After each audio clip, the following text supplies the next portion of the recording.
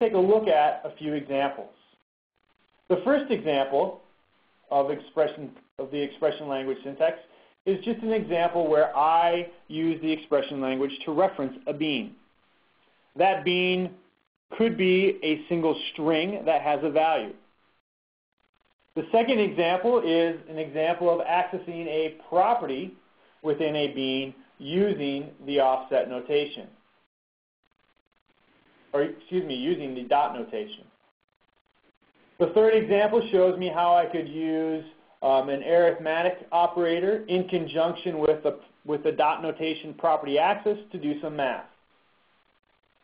Fourth example shows me how I could access an implicit variable called the header and retrieve information about the browser the user is using. Similar to that is an example of accessing a cookie using the implicit object cookie.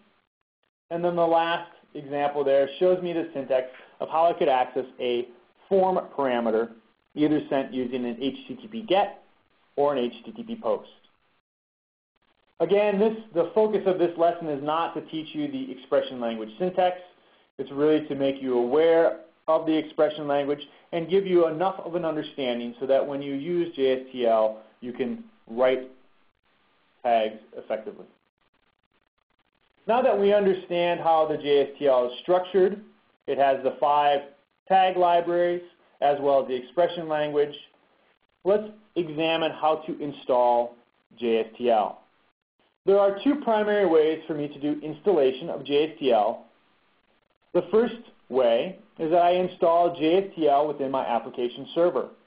You'll notice that there is some differences in the installation of JSTL within my application server. In J2EE 1.4, a JSTL has to be physically installed in most application servers. In Java EE5 application servers and above, it is a requirement of the application server vendor to automatically install and make available JSTL libraries to JSPs and web applications. Because we are using a J2EE 1.4 server, we as developers would have to install JSTL. The way that we have installed JSTL in the 1.4 environment is through the use of a web application. The design principle that we have adopted is the idea that our web application is completely standalone, meaning it encapsulates the entire library set, class set, tag library set, HTML, JavaScript, JSPs, etc., to be a fully deployable application. Within our web application, intro-jstl.war, if you were to look in the webinf directory, you would notice some jar files. The jar files represent an implementation for the standard tag libraries as well as the expression language. In order for those tag libraries to be recognized by the web application server as valid tags to be used within our JSPs, we also need to define what are known as tag library descriptor files. It just so happens that JSTL is created with pre-built TLD files.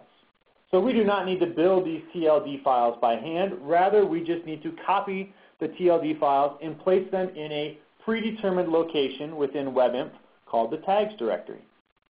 Now, when the web application server starts and it loads your web application, it will look at the webinf directory.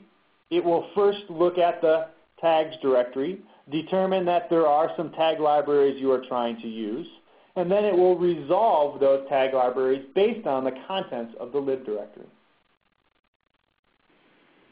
In the Java EE5 environment, since Java EE5 makes JSTL available to all web applications, you do not need to go through any steps in terms of JSTL inclusion or tag library definition declaration. So it's simple as that. Take the tag libraries and the tag library descriptors, place them in the appropriate structures within webinf, and you're done. JSTL will now be effectively installed within your web application. Installing JSTL within your web application is only one aspect. The second aspect is configuring the application or configuring the JSP to use JSTL. And as we saw in the first JSTL example, the way that we are going to configure our JSP to use JSTL is through the use of a taglib directive. The taglib directive here is shown in the traditional JSP syntax. Of course, you could use the JSP XML syntax and its taglib directive to import or include a tag library. When you define a tag library, you need to specify a URL and you need to specify a prefix. From an attribute perspective, the URL is referred to as a URI. But you'll notice if you were to look below, it appears as a standard URL. http://java.sun.com/JSP/JSTL/core is a valid URL. You could copy that, paste it into your browser, and you would find information on the tag library. The URI is used to create a unique namespace for your specific tag library. The second element that you need to specify is the prefix. Sun recommends prefix notations for the 5 JSTL tag libraries. Those prefix names are completely arbitrary. You could use whatever you'd like, but the convention is to follow the standard that Sun has put forth.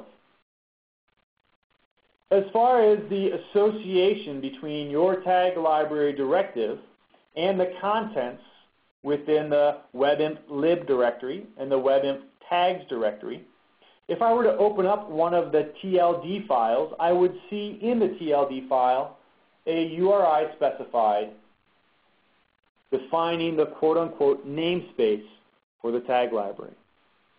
So the application server will look at the URI you specify. It will also look at the tag library descriptors that you've deployed and match the two together. Once the two have been tied together, then it will rename, quote-unquote rename, the reference to that tag library based on your prefix.